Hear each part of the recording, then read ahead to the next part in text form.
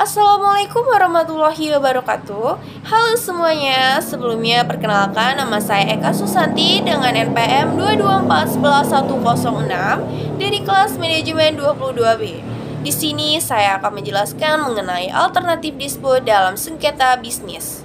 Alternative Dispute Resolution atau ADR merupakan konsep penyelesaian konflik atau sengketa di luar pengadilan secara kooperatif yang diserahkan pada suatu kesepakatan atau solusi terhadap suatu konflik atau sengketa yang bersifat win-win solution.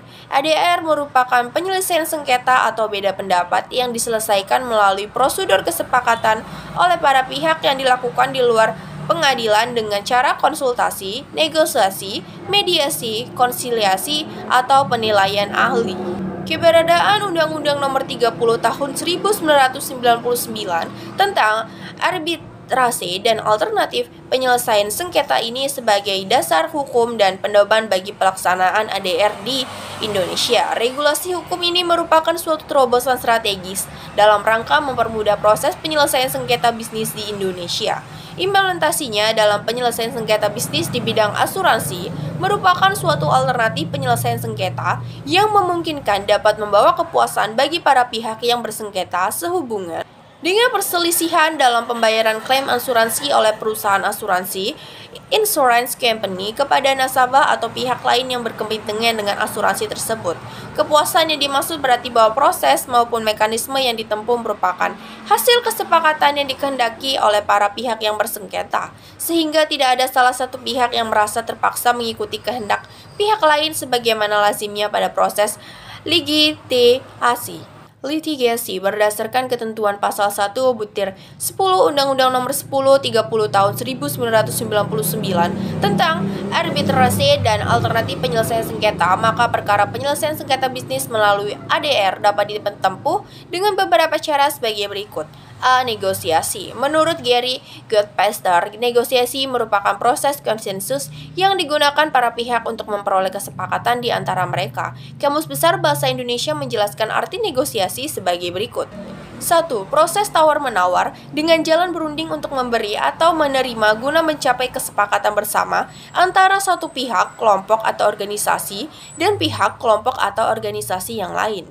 2. Penyelesaian sengketa secara damai melalui perundingan antara pihak-pihak yang bersengketa. Dengan demikian, negosiasi merupakan proses perundingan yang dilakukan oleh pihak-pihak yang sedang bersengketa untuk mencapai suatu kerjasama atau kesepakatan bersama. Dalam konteks penyelesaian sengketa bisnis melalui negosiasi, menurut ketentuan pasal 6/12 Undang-Undang Nomor 30 Tahun 1999 tentang arbitrasi dan alternatif penyelesaian sengketa, para pihak harus menyelesaikannya dalam waktu paling lama 14 hari dalam suatu kesepakatan tertulis. Apabila dalam kurun waktu 14 hari belum tercapai kesepakatan, maka kesepakatan tertulis para pihak dapat menyelesaikannya melalui mediasi. B. Mediasi. Mediasi adalah penyelesaian sengketa dengan dibantu oleh pihak ketiga atau mediator yang netral dan imparsial. Peranan mediator adalah sebagai penengah yang perannya pasif, memberikan bantuan berupa alternatif-alternatif penyelesaian sengketa untuk selanjutnya ditetapkan sendiri oleh pihak yang bersengketa.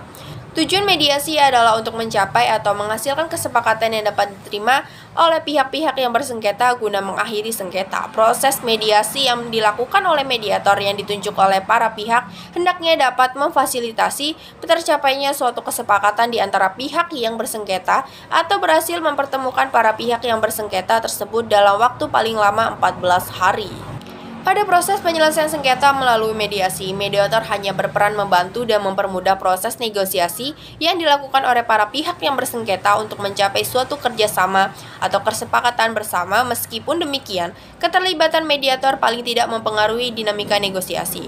Pembuktian tidak lagi menjadi beban yang memberatkan para pihak. Keuntungan lain dalam penggunaan mediasi dalam penyelesaian sengketa, karena penyelesaian sengketa cepat terwujud, biaya murah, bersifat rahasia, tidak terbuka untuk umum seperti di pengadilan, saling memberikan keuntungan dalam kompromi, hubungan kedua pihak bersifat kooperatif, tidak ada pihak yang kalah atau menang, tapi sama-sama menang serta tidak emosional.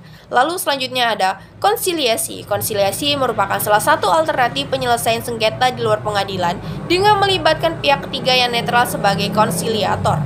Berbeda dengan proses mediasi, pada penyelesaian sengketa melalui konsiliasi, para pihak yang bersengketa menyerahkan penyelesaian sengketanya kepada konsiliator. Akan tetapi, pendapat yang disampaikan oleh konsiliator tidak mengikat bagi para pihak seperti putusan arbitrase, sehingga pelaksanaannya sangat tergantung pada kesukarelaan para pihak yang bersengketa. Apabila para pihak bersepakat untuk mengikuti dan melaksanakan pendapat konsiliator, maka proses sengketa yang mereka hadapi berakhir. Akan tetapi, apabila para pihak tidak bersedia mengikuti dan melaksanakan pendapat konsiliator, maka para pihak dapat menyelesaikan tersebut dengan melalui jalur arbitrase maupun litigasi. D. Pendapat ahli. Pendapat ahli adalah untuk pada suatu hal yang bersifat teknis sesuai dengan bidang keahliannya.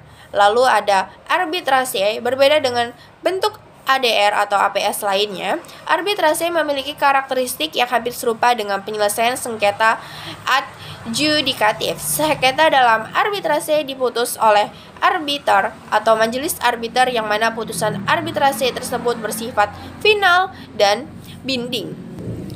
Namun demikian, suatu putusan arbitrase baru dapat dilaksanakan apabila putusan tersebut telah didaftarkan ke pengadilan negeri. Dalam hal para pihak sepakat untuk menyelesaikan sengketa melalui jalur arbitrase, maka sengketa tidak dapat diselesaikan melalui pengadilan. Baiklah, sekian penjelasan dari saya mengenai alternatif dispute dalam sengketa bisnis. Terima kasih dan wassalamualaikum warahmatullahi wabarakatuh.